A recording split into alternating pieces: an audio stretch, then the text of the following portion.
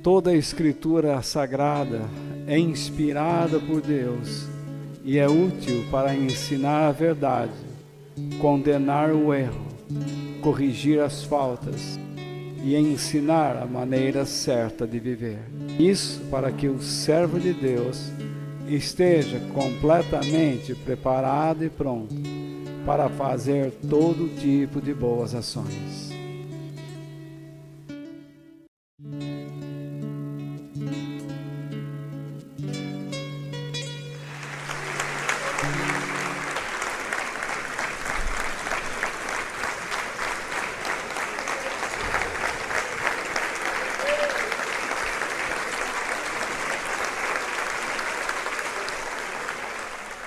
A fé é mais do que acreditar.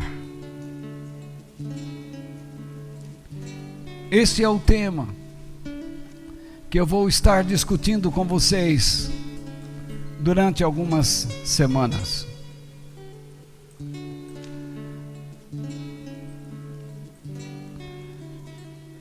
O tema fé é muito comum, corriqueiro dentro das igrejas,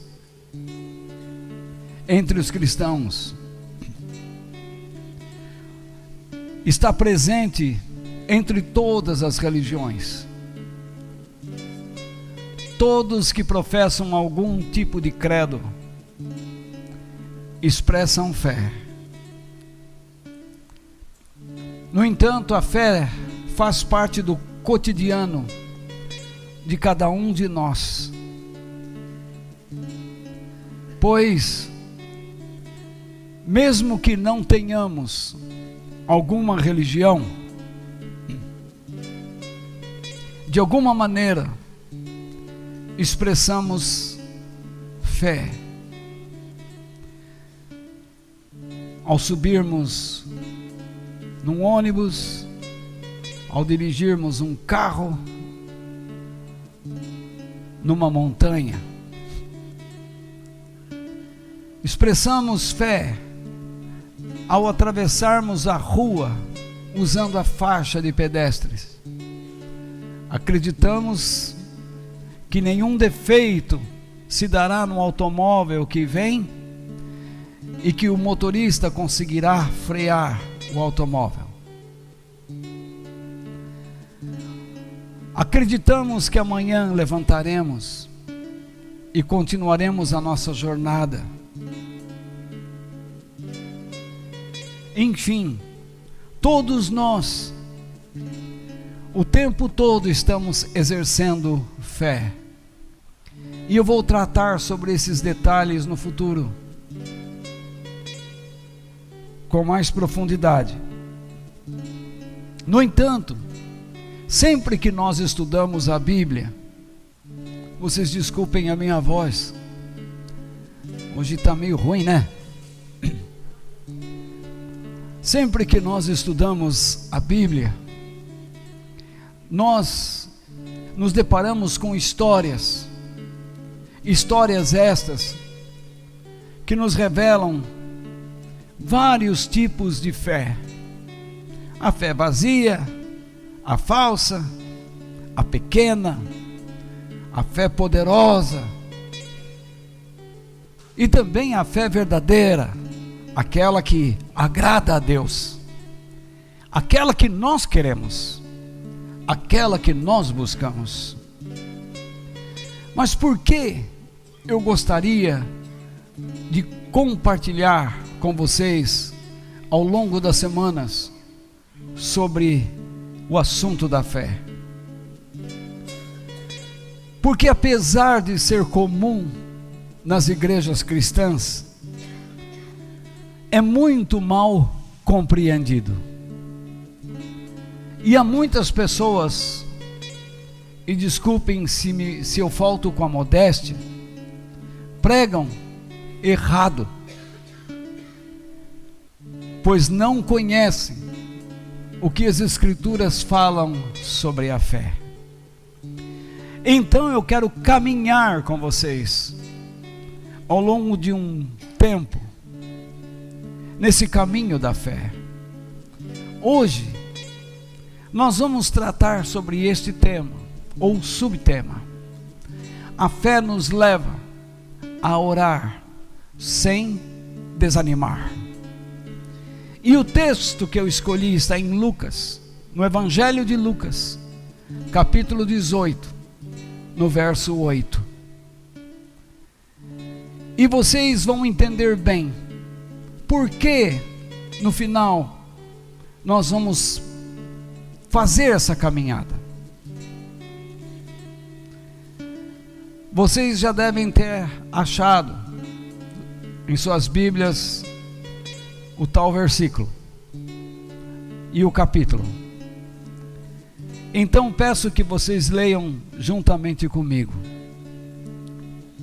Jesus, ele está dizendo aos seus discípulos, e ele diz: eu afirmo a vocês que ele julgará a favor do seu povo e fará isso bem depressa. Mas quando o Filho do Homem vier, será que vai encontrar fé na terra?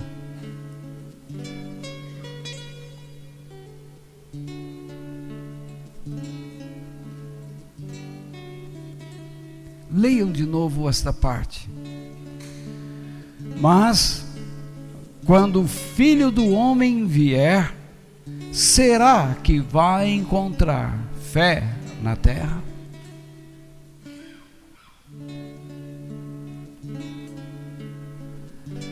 Diante dos nossos olhos, nós afirmamos que a fé existe, pois as igrejas estão abarrotadas. Muitas denominações sustentam programas de televisão, de rádio e possuem outras mídias. Usam a internet, escrevem. Nunca se viu tantos livros cristãos nas prateleiras. Nunca vimos tantas traduções da Bíblia. Nunca vimos tantos comentários bíblicos. Tanta facilidade para acessarmos o conhecimento de Deus.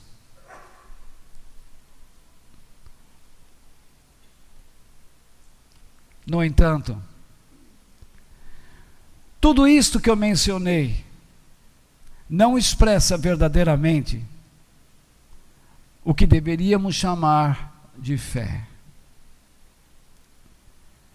Esse tipo de fé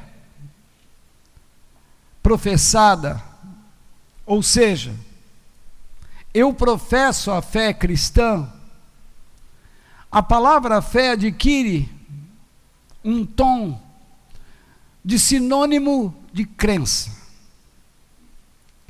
Quando alguém diz eu professo a fé cristã, não significa propriamente que esta pessoa seja cristã, mas ela diz: a minha crença, a minha tradição, o meu credo é cristão. E isto não significa que esta pessoa verdadeiramente segue a Jesus. Então, com muita tristeza no meu coração, eu lhes digo que a maioria das pessoas que estão dentro das igrejas e que professam, entre aspas, a fé ou a crença cristã, não exibem, não expressam a verdadeira fé. Deus tem me dado um coração cuidadoso, no sentido de cuidar das pessoas que pertencem a Ele, para lhes trazer esclarecimento, verdade.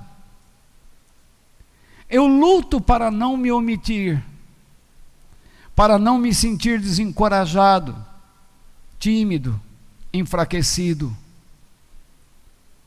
Peço sempre que Deus me dê a coragem para falar o que precisa ser dito. Se Jesus diz: será que quando eu vier, vou transliterar, será que quando eu vier vou encontrar fé na terra? Significa que nós, pelos sinais que observamos, estamos muito próximos da volta do Senhor. A maldade se multiplica, a incredulidade, o amor se esfria, guerras e rumores de guerras, catástrofes, a mutação climática do nosso planeta. Nós temos assistido reportagens de ventos extraordinários, de furacões, um número crescente de tornados. O frio é incrível, mas o norte da Flórida, um estado equatorial, está forrado de neve. Enquanto isso, geleiras enormes, em quilômetros, estão se desprendendo, indo para o mar, e o seu derretimento provocará inundações terríveis em cidades costeiras. Pestes, doenças, em toda parte. Não é difícil de ver que esses sinais representam o fim de uma era. O cristão tem por obrigação, por dever, observar que o tempo da graça está no fim. E Deus está nos dando uma última chance, para que nós possamos ir, viver com Ele na vida eterna. E um desses sinais é a ausência da fé. Os cristãos andam desanimados. A qualquer problema, dizem: Deus me abandona, não quero mais. Está tudo errado, não acredito. Vão às reuniões e dormem. Jogam suas mentes no lixo e se alimentam com o próprio. De modo que suas estruturas interiores se transformam num caos.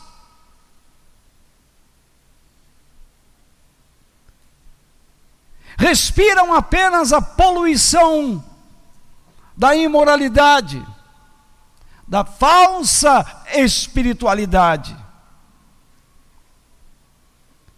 O verso que nós acabamos de ler faz parte de um contexto de uma parábola. E esta parábola faz parte de um outro contexto, que eu gostaria, nesta noite, depois, de mostrar a vocês. O verso 8 do capítulo 18 faz parte de uma parábola que Jesus contou aos seus discípulos. O que é uma parábola? Uma parábola é uma história, um conto, em que alguém usa uma história para explicar uma ou muitas verdades. Nos versículos 1 ao 7, aí está o contexto do verso 8, que eu gostaria de ler com vocês, se vocês não se importam.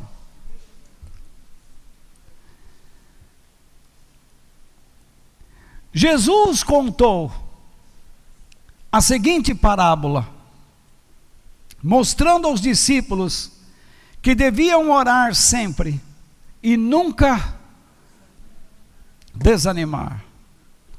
Jesus então lança a sua proposição.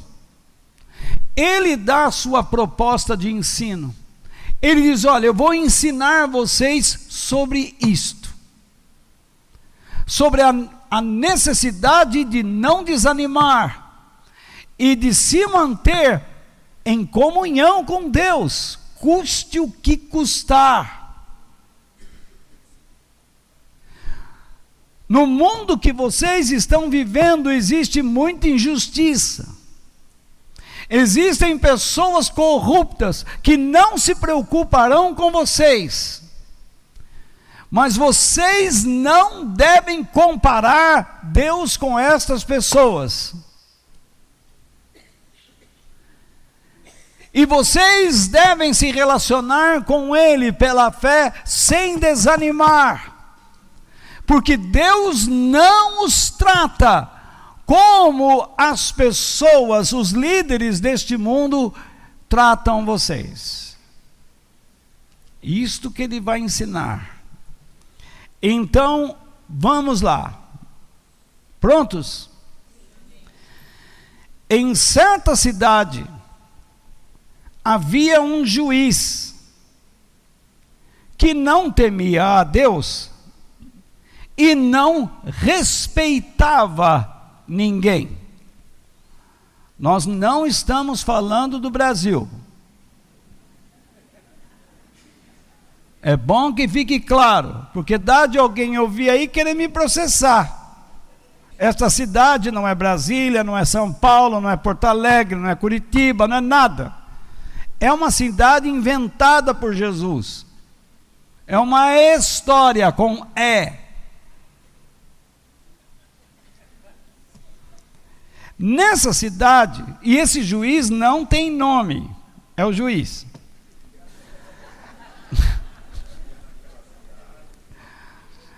Nessa cidade, morava uma viúva, que sempre o procurava para pedir justiça, dizendo: ajude-me e julgue o meu caso contra o meu adversário.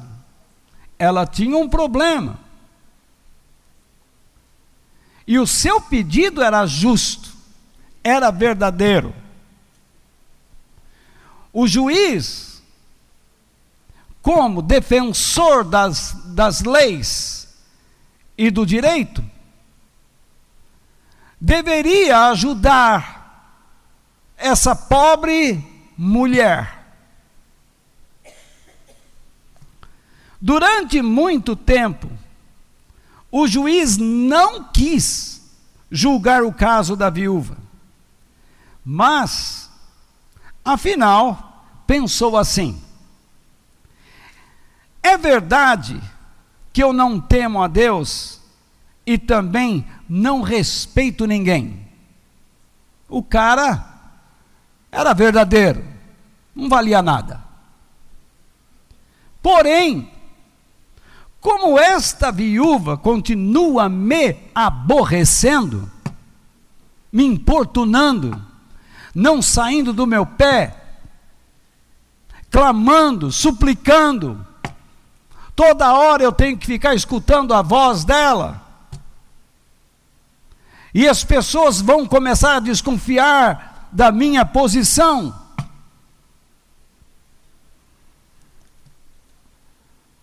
Vou dar a sentença a favor dela. Ele sabia que ela era inocente e que estava sofrendo injustiça, mas não fez nada.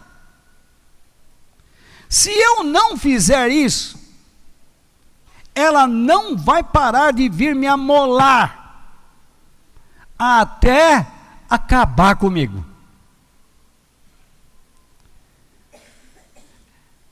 A parábola termina aí. Então Jesus agora vai chamar a atenção dos seus discípulos.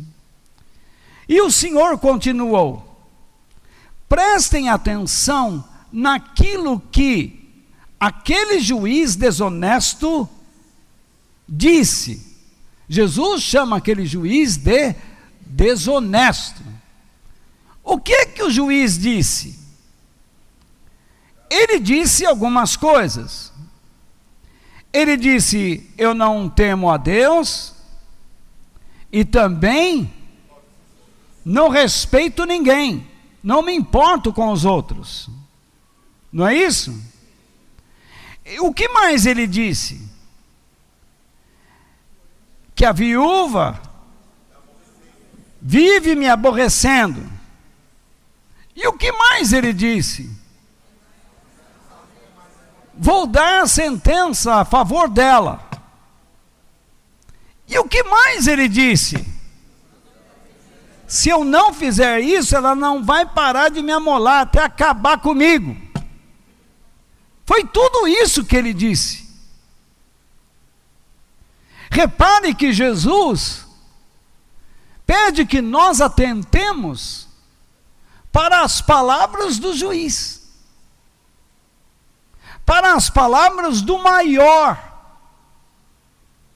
e não do menor. Quem é o menor? A viúva. E o maior? O juiz. Então nós precisamos prestar atenção no maior, sem deixar de lado o menor. Porque o menor, com a sua atitude, pode derrubar o maior, sem usar de desonestidade. Compreende? Entende? Então, vamos lá, no verso 6.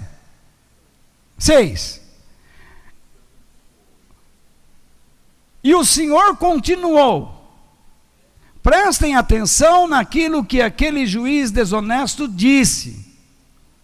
Será então que Deus não vai fazer justiça a favor do seu próprio povo, que grita por socorro dia e noite? Será que ele vai demorar para ajudá-lo?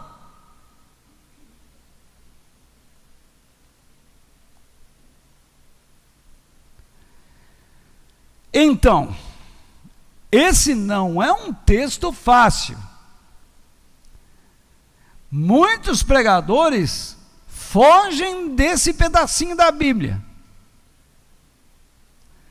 porque na mente deles gera uma confusão, um mundo de comparações. Mas o texto está aí, e Deus fez com que ele desembocasse aqui hoje. E nós temos que tratar com ele com seriedade e entender o que Deus quer de nós.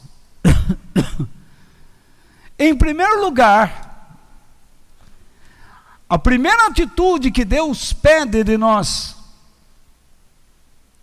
ou de você, e de mim é esta: ore sempre e não desanime. A primeira atitude que Jesus pede aos seus discípulos é esta: aprendam uma coisa, vocês na vida têm que orar sem desanimar. Então, a lição de Jesus é esta: que nós e eles não desanimemos diante de injustiças, de um mundo que não respeita, que não ama a Deus e que não considera o seu próximo. Isso é desanimador ou não é? É sim. É desanimador você ser reconhecido pelo número e não pelo nome. É desanimador você ser atendido com pouco caso por alguém que você paga o salário. É desanimador você ir a um hospital e não encontrar um médico. É desanimador ver uma reportagem de um garotinho que precisou de uma ambulância para que a sua vida fosse salva, e ele não conseguiu chegar ao hospital em tempo. Talvez não fosse, mas onde está o dinheiro? Num país onde os impostos são um dos mais altos deste mundo, só perde para os venusianos. E por isso eles desapareceram.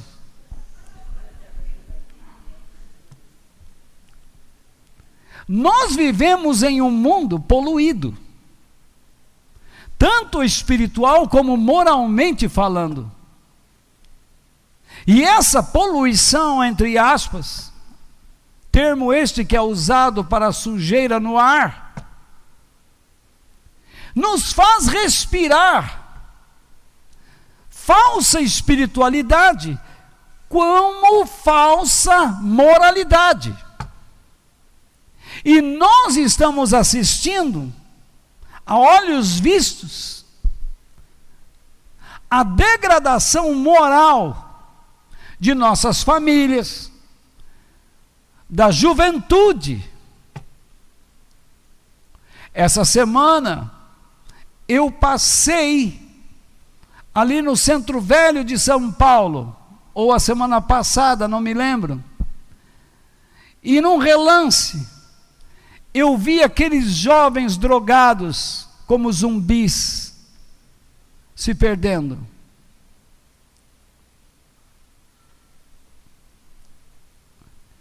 De onde vem tanto incentivo para a prática disto? Nós temos assistido casos de homens casados já velhos, em coletivos, ejaculando nos ombros, ou pelo resvalo no corpo de jovens, nos respectivos ônibus.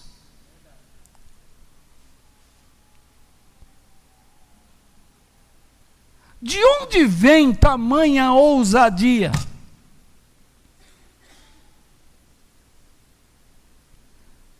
Nós temos assistido pessoas, jovens que pegam uma arma e, a troco de um celular, atiram na cabeça de uma pessoa para matá-la. E alguns pregadores dizem: se você tiver fé, o mundo vai mudar.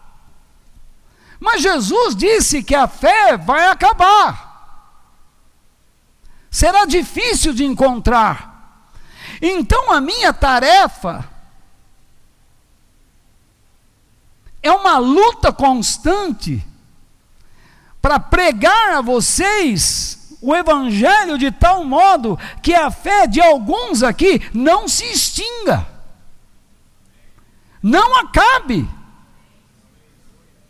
mas que pelo menos alguns cheguem aos céus.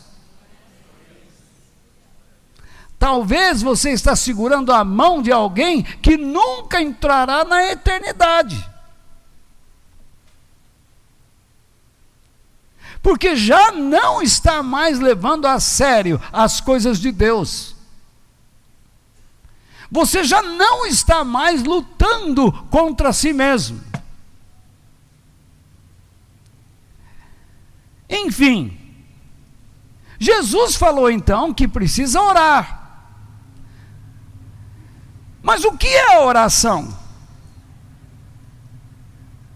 A oração é um ato de humilhação da nossa parte, pela busca da pureza. Pureza que vem de Deus. Vocês se importam se eu sentar aqui um pouco?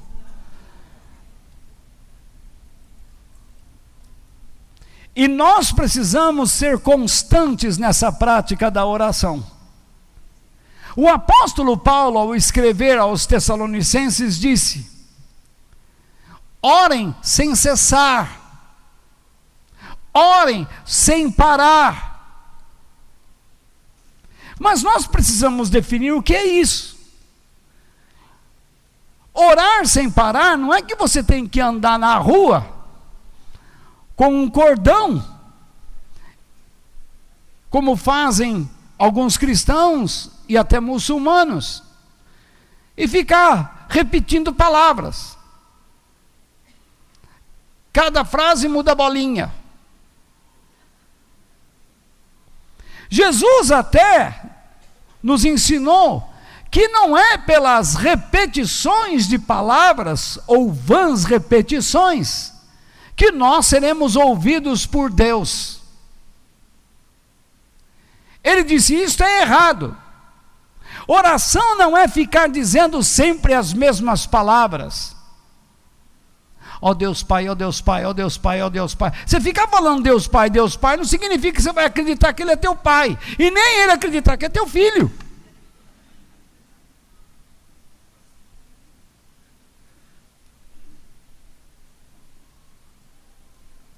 A oração deve ser a prática mais natural do coração de um filho de Deus, porque ela expressa, em vez de palavras, ou antes dessas, um coração humilde, desejoso pelo ser mais alto e eterno, o Criador. Orar sem cessar é manter no coração o quê? Os valores e princípios da verdade divina, para que nós, quando dissermos alguma coisa, falemos de acordo com a mente e os caminhos de Deus e a verdade de Deus. Porque a própria Bíblia ensina que nós devemos orar segundo a vontade de Deus. Lógico, não significa que não podemos apresentar a Deus nossas ansiedades. Mas aí, nós não sabemos se aquilo que queremos é a vontade de Deus para nós naquele momento, e então precisamos de ter fé para aceitarmos a situação como ela é e crescermos em caráter, em espiritualidade e moralmente falando dentro dela.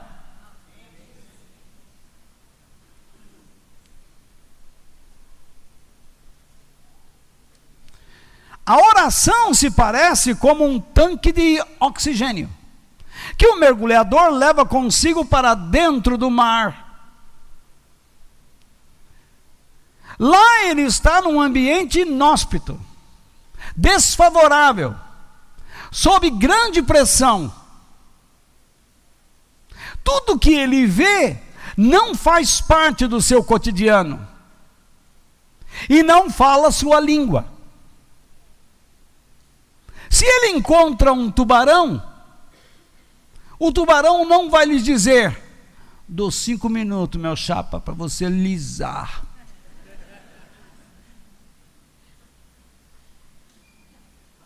Vaza, mano. Ó.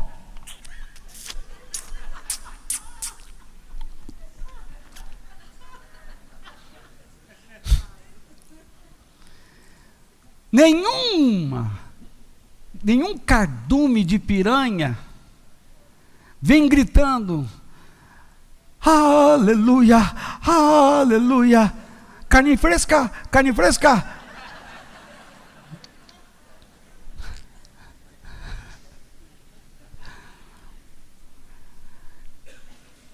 Ele está lá dentro de um ambiente e ele precisa trazer consigo ar da sua atmosfera. Porque se ele tentar respirar água, morre. Imagine um cristão respirando o ar que não é da sua atmosfera. Imagine você se alimentando de coisas podres. Imagine você se alimentando de lixo espiritual e moral. Imagine você trazendo para dentro de si ideias que são apresentadas subliminarmente em programas de televisão. Ideias muito sutis, que fisgam os seus desejos, que alimentam a sua insegurança, que cultivam ainda mais o seu desespero e a sua desconfiança.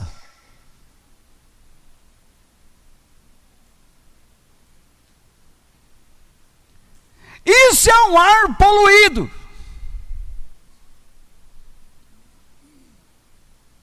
Quando nós oramos, nós colocamos o bocal de oxigênio do céu para enfrentarmos um mundo inóspito, dentro do qual nós estamos, mas não pertencemos mais a Ele, porque Jesus nos libertou.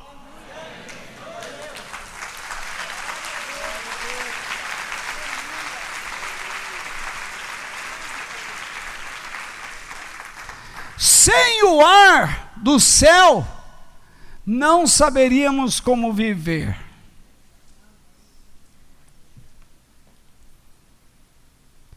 Mas infelizmente, a igreja está desaprendendo a respirar as coisas de Deus. E não pensa nas coisas de Deus. A igreja está se tornando cada vez mais terrena. E tentando enrolar Deus na sua conversa. E o Espírito de Deus nos leva a pensar agora: não tente subornar a Deus para conseguir o que deseja.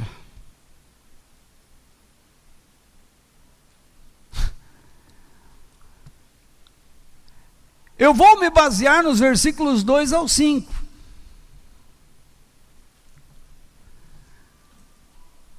Mas vocês precisam entender por que eu estou falando de suborno. Os tribunais na época de Jesus não eram prédios radiantes, modernos, como nós os temos hoje em dia, requintados. Mas era uma tenda, armada às pressas. O juiz tinha um grupo de assistentes, sabe? E então, ele saía com esses assistentes e ia caminhando. E então, em determinado lugar, ele montava a sua tenda. E então os assistentes saíam para consultar ou receber as pessoas que tinham alguma causa. Porque as pessoas não podiam chegar até o juiz. O juiz ficava dentro da tenda, pomposo, com sua roupa de gala, numa cadeira muito bem confortável. E atendia somente aqueles que os assistentes lhes apresentavam. No entanto, é notório, é fato, que na época de Jesus, para se chegar até um juiz, era necessário o quê? Subornar o assistente. E o suborno do assistente tinha a parte do meritíssimo, do juiz. Não estou falando nada de hoje, hein? Pelo amor dos céus, hein? Não estou falando nada, hein? Não estou citando nome de ninguém, estou falando lá de Jesus, viu? Então, mas não é parecido como em alguns lugares deste planeta?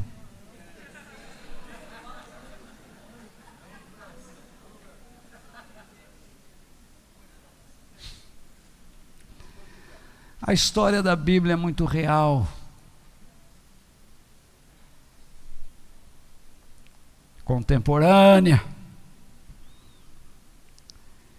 No entanto, imagine essa mulher tentando chegar ao juiz, ela tinha alguns obstáculos. Primeiro, o obstáculo do sexo. Ela era uma mulher. E na sociedade, a mulher não era contada no censo, ela era um objeto de uso. A mulher servia para cria, para ficar prenha, para dar sequência à prole. Mulher que não ficasse grávida era amaldiçoada e não prestava. E os homens criaram uma lei de poligamia. Então a mulher que não dava filho ia servir a que dava. Vocês lembram o caso de Sara e Abrão? Uma bobagem dos dois. Deus não fez isso. Os homens criaram isso.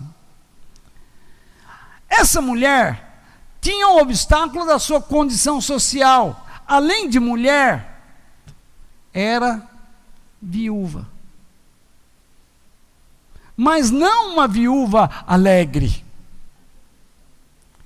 Ela era uma viúva triste. Se uma mulher não tinha condições de ser considerada uma cidadã, imagine uma viúva sem um marido, sem um homem, que chegasse até um juiz. E tinha o terceiro obstáculo, sua pobreza. Jesus está atacando. Ele está dizendo, neste mundo, se você não tem influência, você não consegue nada. Se você não tem peixe, você não entra no aquário.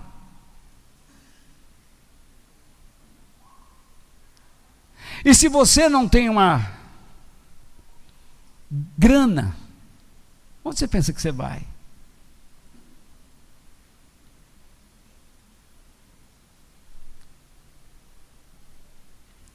Ela não tinha o dinheiro para pagar subornos aos assistentes e nem ao juiz. Não estou falando que hoje é assim.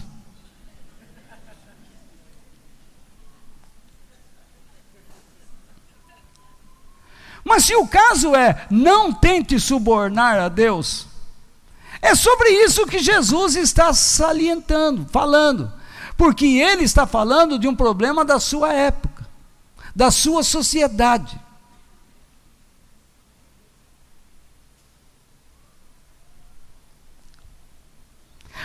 Como nós cristãos tentamos subornar a Deus? Simples, com correntes, campanhas, novenas, velas, dinheiro, dando propriedades na igreja.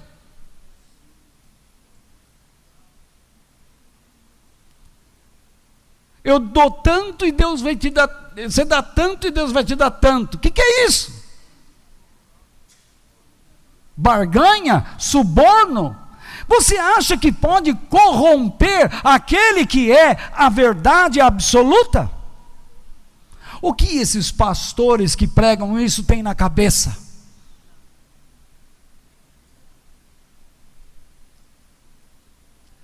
Alguns aqui me julgam como um ser arrogante. Não, eu sou defensor da verdade. E meu coração chora a ignorância do povo de Deus.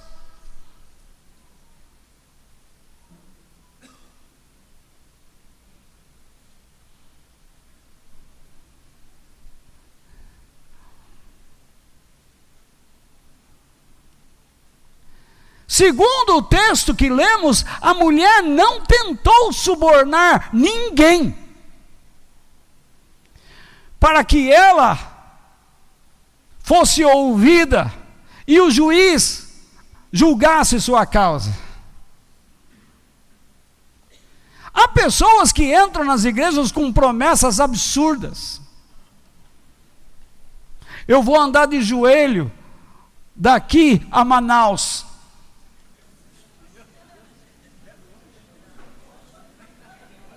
Se nós temos cabeça, tronco e membros, ela chegará lá só com a cabeça.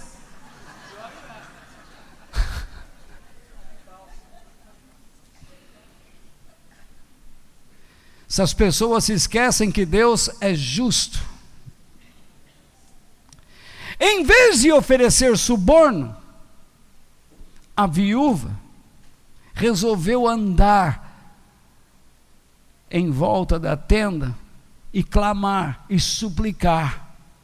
Estou aqui. Eu estou sofrendo injustiça, meritíssimo. Excelência, o Senhor é o defensor da verdade, do direito. O Senhor é alguém que se preocupa com a verdade, com a justiça e com o direito humano. O Senhor não quer ganhar dinheiro para exercer a justiça. O Senhor a exerce por princípios. Eu estou sendo atacado injustamente. Eu estou sofrendo injustamente. O juiz não aguentava mais. Assim, né? Por que ela agiu assim? Porque ela, como mulher, não tinha promessas sociais, não tinha nada na sociedade que dissesse, ele vai te atender. Você é mulher.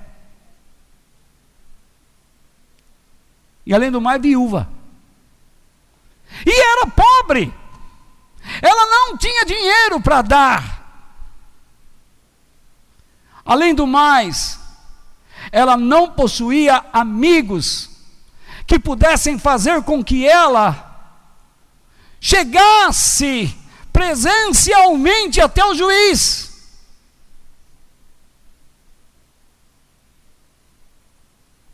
Ou dá suborno, ou corrompe, ou você não avança.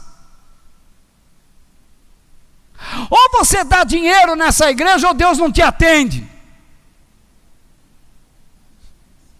Ou você compra o tijolinho, você compra o lenço, você compra o diabo.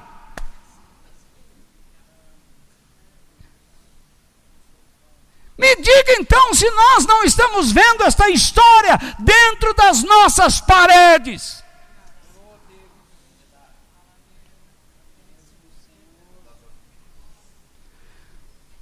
Um bando de corruptos, falando em nome de Deus. Eles vão me ouvir, e saibam que se vocês não pararem, vocês irão para o inferno.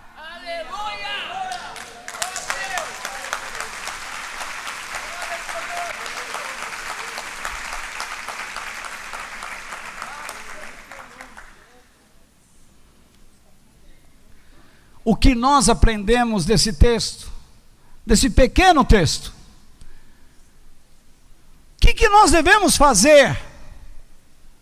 Busque a presença de Deus, pois Ele sempre estará disponível a lhe ajudar. O texto eu vou colocar no slide, não precisa buscar na Bíblia não.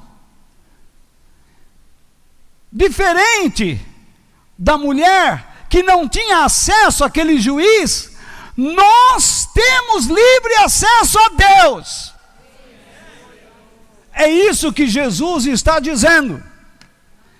No livro de Hebreus, capítulo 4, versos 14 ao 16, está escrito o seguinte: portanto, fiquemos firmes na fé que anunciamos, pois temos um grande sacerdote poderoso, Jesus, o Filho de Deus, o qual entrou na própria presença de Deus. O nosso grande sacerdote não é como aqueles que não são capazes de compreender as nossas fraquezas. Pelo contrário, temos um grande sacerdote que foi tentado do mesmo modo que nós, mas não pecou. Por isso tenhamos confiança e cheguemos perto do trono divino, onde está a graça de Deus. Ali receberemos misericórdia e encontraremos graça sempre que precisarmos de ajuda.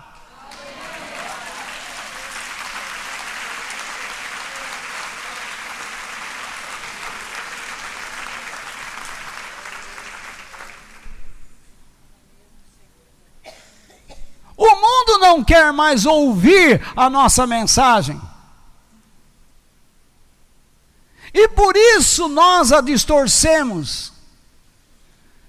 Há pastores que deveriam sentir vergonha de falarem o que falam. Nós precisamos contextualizar a igreja. Vão se catar.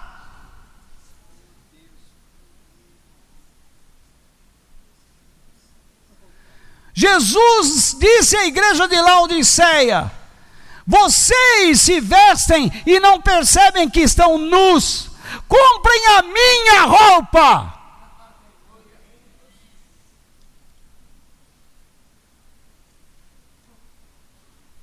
Se hoje numa reunião, ou culto, ou serviço, seja lá como quiser, não tiver rebola-bola, não tiver dança, não tiver luzes estroboscópicas, não tiver fumaça de gelo seco, não tiver músicos profissionais, não tiver um som de tantas toneladas ou megatons, não serve.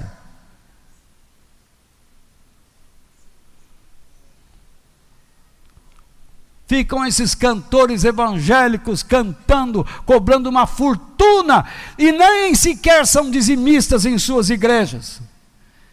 E para dizer a verdade, nem sabemos a que igrejas eles pertencem.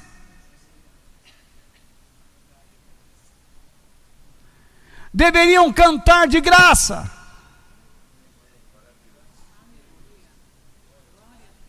Eu nunca cobrei para pregar, nem nos tempos em que eu era conhecido neste país e fora dele. Porque hoje a pastorada não quer me ver perto. Agradeço. Porque antes eu perdia muito tempo com a fama, agora ganho tempo com Deus.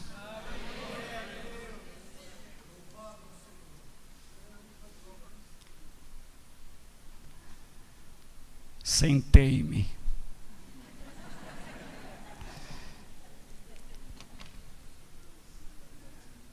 Segundo, corrija os seus caminhos e confie em Jesus para defendê-lo diante do Pai.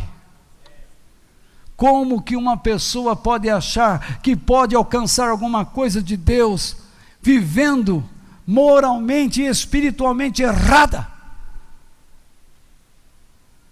É necessário aprender como viver corretamente. Deus tem misericórdia, Deus sabe que somos lentos para aprender, mas que haja disposição da nossa parte. A senhora talvez esteja enfrentando um problema familiar, seja lá em que área for, que te faz chorar, mas você não vai resolver o seu problema por meio do ódio, da raiva, da gritaria, da imposição, da pressão. Isso não é fé. Chegar lá e mandar em todo mundo, eu ordeno, diabo. Olha para o marido, sai, diabo. E ele diz, eu vou falar para o pastor quem é o diabo aqui dentro de casa. Qual é o diabo que alimenta o demônio no meu corpo?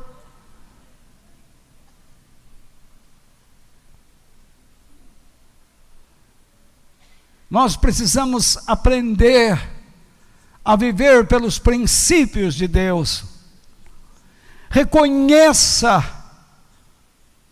que você não está vivendo para agradar a Deus. 1 João capítulo 2, verso 1 diz: meus filhinhos, escrevo isso a vocês para que não pequem. Não façam coisas que desagradam a Deus. Lembram da palavra de Jesus, a mulher adúltera? Ele a tratou com dignidade, mas lhe disse, não peques mais. Aconteceu o que não queria na sua vida, paciência. Agora você vai ter que conviver com uma outra situação que você não previu. Paciência, não peques mais. Deixe Deus orientar você, para que você não se descontrole, não se desestruture, não crie uma desordem.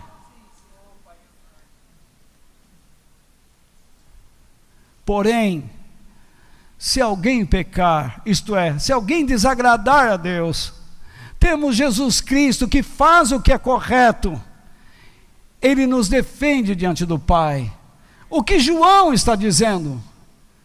Se eu faço o que é incorreto, eu tenho o exemplo em Jesus, que sempre agiu corretamente. Então eu digo, Jesus, eu quero agir como o Senhor agiu. Me defenda, o meu desejo é agradar a Deus. Eu sou falho, mas eu quero viver a sua semelhança. Então Jesus olha para a honestidade das nossas palavras, das nossas intenções e nos defende diante de Deus. Mas Jesus não vai defender o impostor, porque ele é onisciente.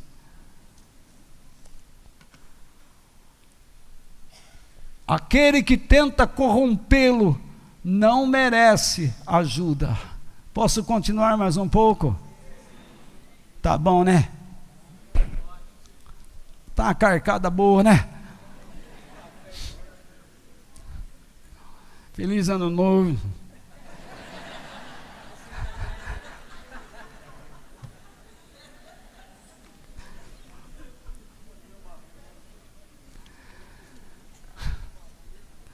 Apegue-se às promessas, à ajuda do Espírito de Deus e confie na sua justiça. As normas da sociedade não davam nenhuma segurança àquela pobre viúva. Ela não tinha ninguém que intercedesse por ela diante do juiz, mas nós temos.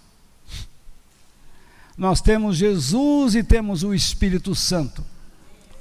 Em Romanos capítulo 8, versos 26 e 27, está escrito o seguinte: assim também, o Espírito de Deus vem nos ajudar na nossa fraqueza, na nossa fragilidade, pois não sabemos como devemos orar.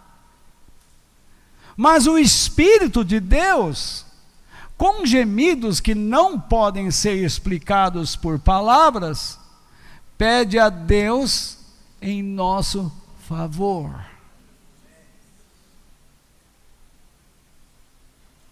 Quantas vezes eu tenho a intenção certa, mas a pronuncio com palavras erradas?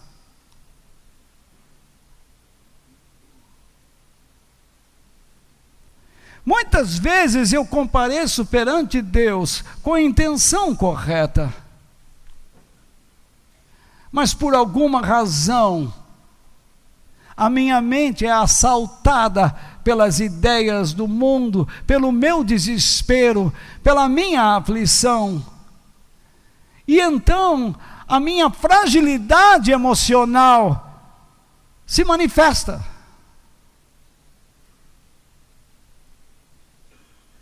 Entendem o que eu digo? Eu preciso repetir.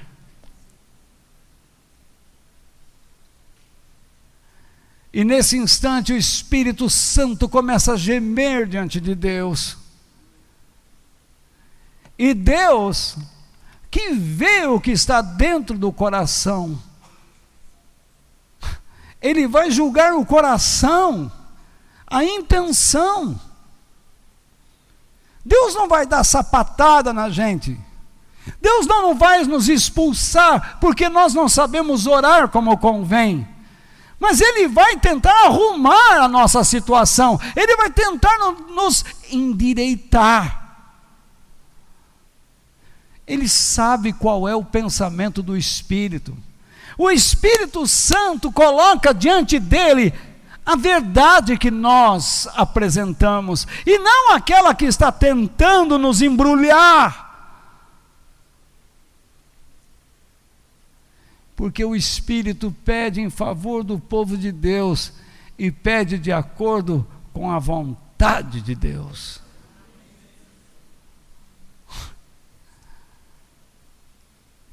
Quando você vai diante de Deus, você começa a dizer assim: Deus, eu creio em Ti. Mas daqui a pouco você começa a dizer assim: Pai, eu não consigo, não vai dar. Ai, pobre de mim. Você já está sendo engolido pelo seu desespero, pela sua indignidade, pela sua falta de disposição. Mas o Espírito de Deus continua firme, Ele continua a orar de um modo que de onde você parou.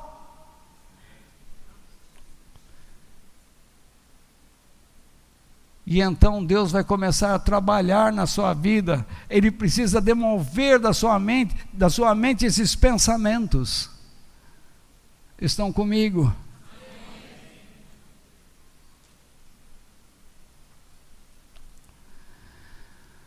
Confie nas provisões de Deus à sua vida, por meio de Jesus Cristo.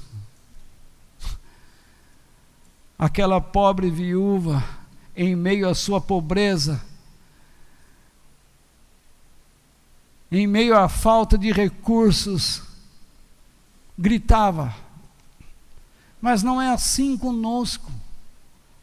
O que Jesus está ensinando é que nós somos ricos em recursos espirituais que afetam o mundo visível. Você não imagina. Não é à toa que Paulo disse em Filipenses 4, 19 e 20 o seguinte: e o meu Deus, de acordo com as gloriosas riquezas que Ele tem para oferecer por meio de Cristo Jesus, lhes dará tudo o que vocês precisam. Ao Deus e Pai seja dada glória para todo sempre. Amém.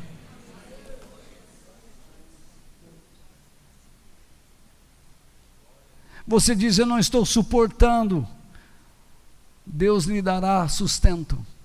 Eu não tenho paciência. Deus está pronto para lhe dar coragem.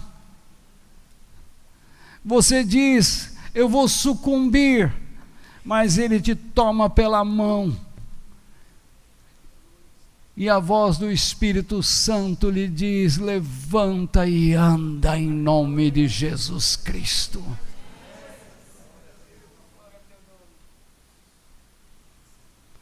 Você está desanimado, depressivo e caído, mas Deus vem e lhe diz: desperta, come e beba. A tua viagem não acaba aqui, ela é longa.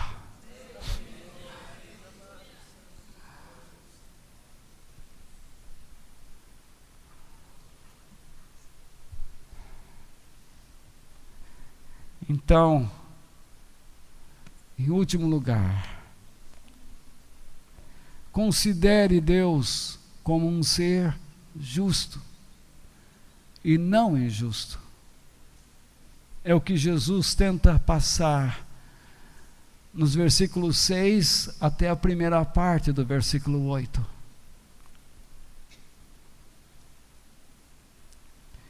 Na parábola nós percebemos que o juiz só ajudou a mulher por causa de um medo e do incômodo, ou seja, por interesses próprios e não por generosidade. Ele não respeitava a Deus e nem o seu semelhante. Ele se preocupou com a sua reputação e não propriamente com a condição humana da mulher. Quando Deus responde às nossas orações, Ele faz isso para a sua glória e também para o nosso próprio bem, para o nosso benefício. As respostas de Deus sempre são úteis à continuidade da nossa vida no seu reino. Ele nunca nos atende para saciar nossos interesses pessoais. Pastores e irmãos que ficam pregando na igreja: se hoje você tiver fé, Deus vai dar o que você quer. Isso é uma mentira diabólica.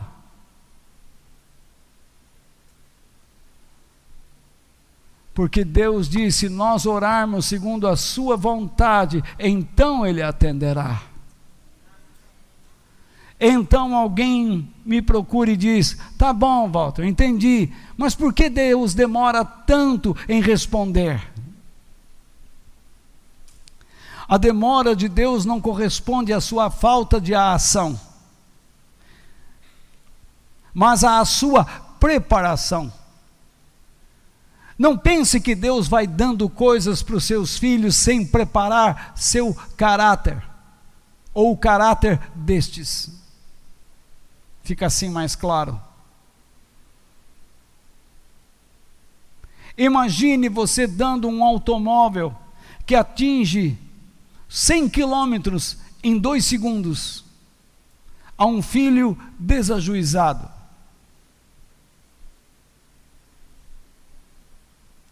Imagine você tendo uma arma em casa e a deixa exposta diante de uma família irascível, cheia de ira, de raiva.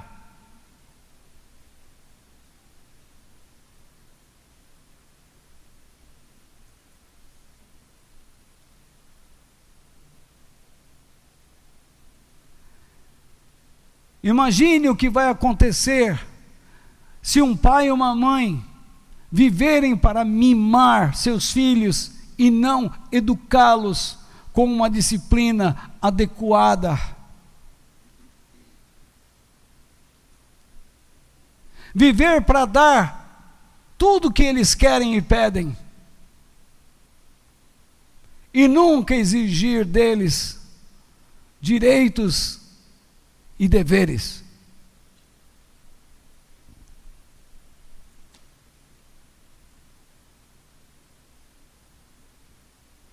Imagine você insistindo com Deus por uma causa injusta.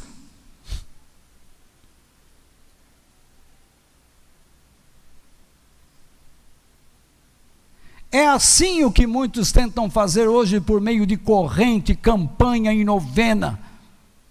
Eles não querem a justiça, eles querem privilégios, primazias. Eles querem que os seus interesses pessoais sejam atendidos.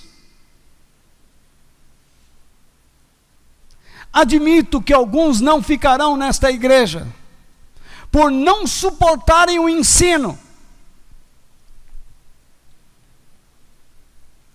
Porque eles dirão, noutro lugar, eu vou ouvir coisas positivas.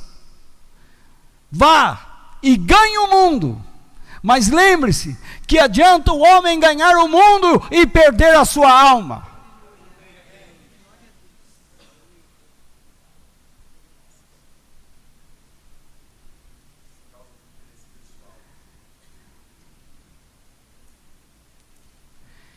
Deus nos prepara para que recebamos o que é necessário, o que é preciso para o nosso momento. Deus nunca age no tempo errado, Ele sempre age no tempo certo.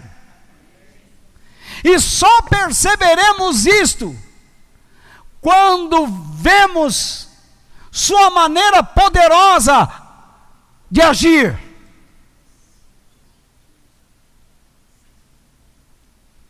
Esse texto que nós lemos de Lucas 18, 1 a 8, faz parte de um texto de Lucas 17, dos versículos 22 ao 37, que depois vocês poderão ler. E lá trata da volta de Jesus. E ele diz, como foi nos dias de Noé, assim também será nos dias da minha vinda. Os homens comiam e bebiam e se davam em casamento. A única preocupação do homem é comer, beber, se divertir.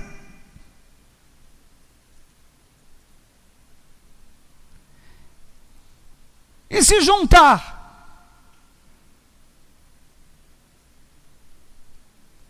Pensando que a vida sempre será aqui.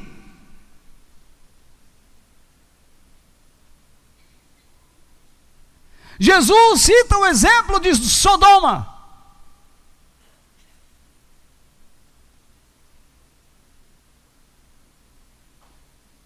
onde apenas 4 pessoas conseguiram sair de lá, e uma se perdeu no caminho. Diante de tanta gente, apenas 3, Ló e suas 2 filhas.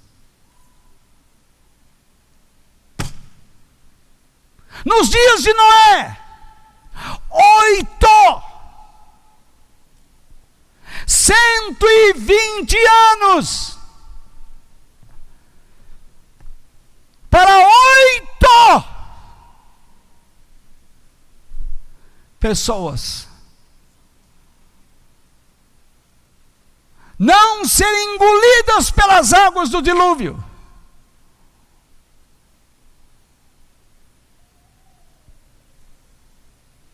E Jesus disse: será que quando eu vier, encontrarei fé na terra? Quantos de nós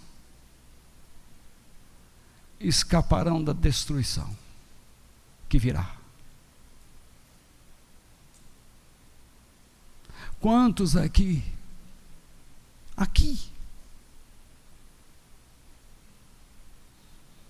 irão para a eternidade?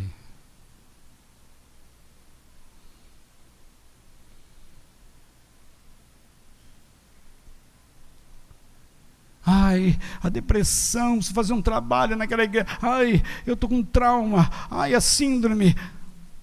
Pare de mentir.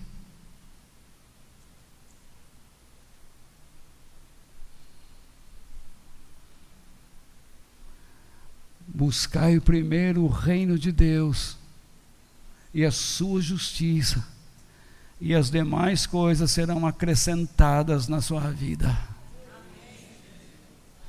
Ainda que eu ande pelo vale da sombra da morte, não temerei mal algum, pois tu estás comigo, a tua vara e o teu cajado me consolam.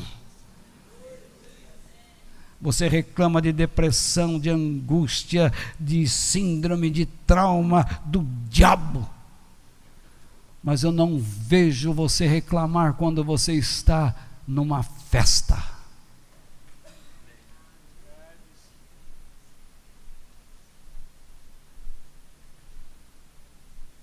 Você sorri e dança. No fim do ano, nas festas, o diabo recua.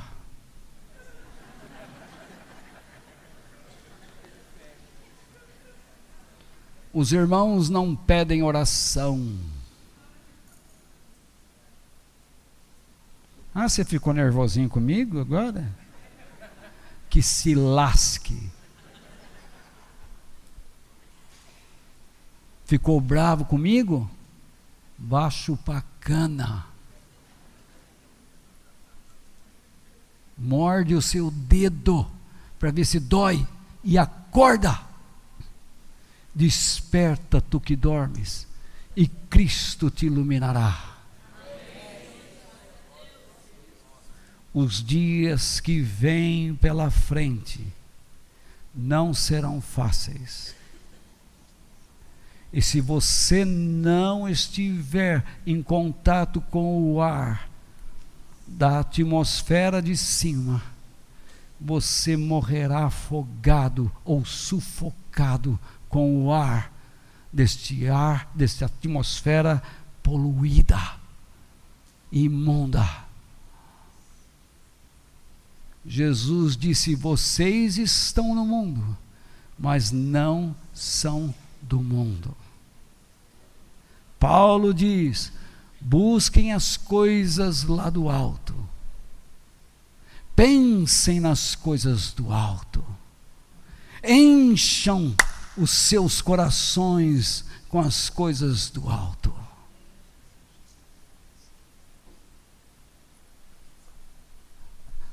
A minha esperança é que nós nos esforcemos para sermos fiéis a Deus em todo o tempo e aprendamos a suportar as injustiças deste mundo com a graça que Deus nos dá. Se a senhora ou o senhor, ou você jovem, está enfrentando uma injustiça, nada o impede de entrar na presença de Deus, pois nesta noite você viu que a fé pode abrir o caminho para lá. Você não precisa subornar, você não precisa ir num lugar, fazer corrente, nada. Onde você estiver, fale com Ele. Mas confie no seu tempo, confie no seu trabalho. Ele não vai livrar você só por livrar. Ele quer ganhar você. Ele quer conviver com você. Ele quer habitar em você.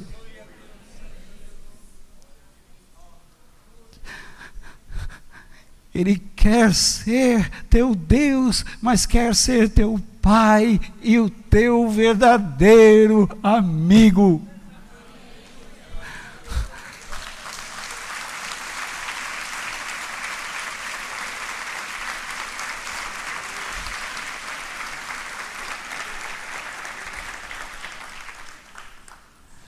Um dia as nossas lágrimas e tristezas terminarão e receberemos a promessa do Senhor, a vida eterna. Essa é a minha esperança. Portanto, Tiago, o meio-irmão do Senhor, diz, no capítulo 1, verso 12 da sua carta: feliz é aquele que nas aflições continua fiel, porque depois de sair aprovado dessas aflições, receberá como prêmio a vida que Deus promete aos que o amam.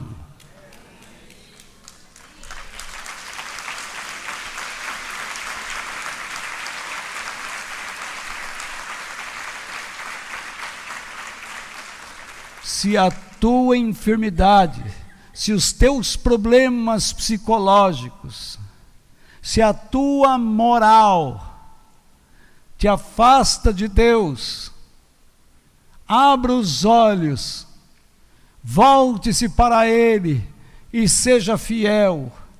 Não tem mais como consertar um trecho da sua vida. Paciência, levante a sua cabeça, confia no Senhor e siga daqui para diante com fidelidade a Ele. Comprometa-se com Ele e vá em frente pela graça e poder de Deus, porque este é o prêmio que Ele vai te dar. Não é uma BMW, você não vai ser um playboy celestial, você não vai guiar uma Maserati, uma Ferrari amarela ou vermelha no céu, dizendo: olha aqui, eu sou chegadinha de Jesus. Oh. Lá todos nós vamos andar a pé, e todos nós vamos adorar a Deus, porque lá não existirá nem rico, nem pobre, nem negro, nem branco, nem amarelo e vermelho, nem bonito ou feio. Mas lá estarão aqueles que guardaram a sua coroa, perseveraram até o fim e alcançaram o prêmio, que é a vida eterna em Cristo Jesus. Que Deus nos abençoe. Amém.